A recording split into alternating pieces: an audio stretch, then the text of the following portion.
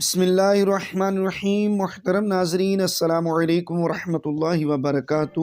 آئیے سماعت کیجئے سب سے پہلے کون ایمان لایا، دعوت اسلامی کے اشاعتی ادارے مکتبۃ المدینہ کی مطبوعہ 92 صفحات پر مشتمل کتاب سوانح کربلا صفحہ 37 پر ہے۔ اگرچہ صحابہ کرام و تابعین وغیرہ ہم کی کثیر جماعتوں نے اس پر زور دیا ہے کہ صدیق اکبر سب سے پہلے مومن ہیں، مگر بعض حضرات نے یہ بھی فرمایا کہ سب سے پہلے مومن حضرت علی ہیں۔ بعض نے یہ کہا کہ حضرت خدیجہ رضی اللہ تعالی عنہا سب سے پہلے ایمان سے مشرف ہوئیں۔ ان اقوال میں حضرت امام علی مقام، امام الائمہ، سراج الامہ، حضرت امام اعظم ابو حنیفہ رحمۃ اللہ تعالی علیہ نے اس طرح تطبیق یعنی موافقت دی ہے کہ مردوں میں سب سے پہلے حضرت ابو بکر مشرف با ایمان ہوئے، اور عورتوں میں حضرت ام المؤمنین حضرت خدیجہ رضی اللہ تعالی عنہا ایمان لائیں، اور نوعمر صاحبزادوں میں حضرت علی رضی اللہ تعالی عنہ ایمان لائے۔ سب سے افضل کون؟ سوانح کربلا صفحہ 38 تا 39 پر ہے۔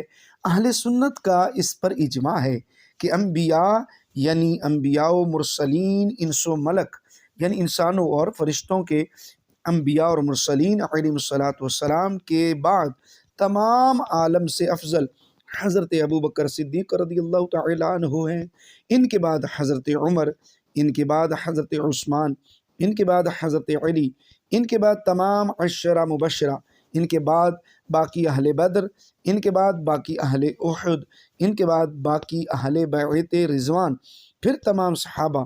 یہ اجماع ابو منصور بغدادی رحمۃ اللہ تعالی علیہ نے نقل کیا ہے۔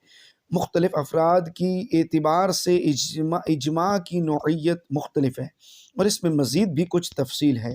ابن عساکر رحمۃ اللہ تعالی علیہ نے حضرت ابن عمر رضی اللہ تعالی عنہ سے روایت کی، فرمایا کہ ہم ابو بکر و عمر و عثمان و علی کو فضیلت دیتے تھے، بحالے کہ سرور عالم صلی اللہ تعالی علیہ وسلم ہم میں تشریف فرما ہے۔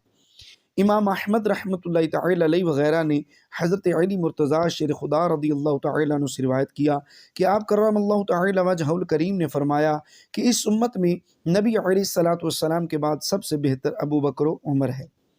ذہبی رحمۃ اللہ تعالی علیہ نے کہا کہ یہ حضرت علی رضی اللہ تعالی عنہ سے بتواتر منقول ہے، تو میں الزام تراشوں والی سزا دوں گا۔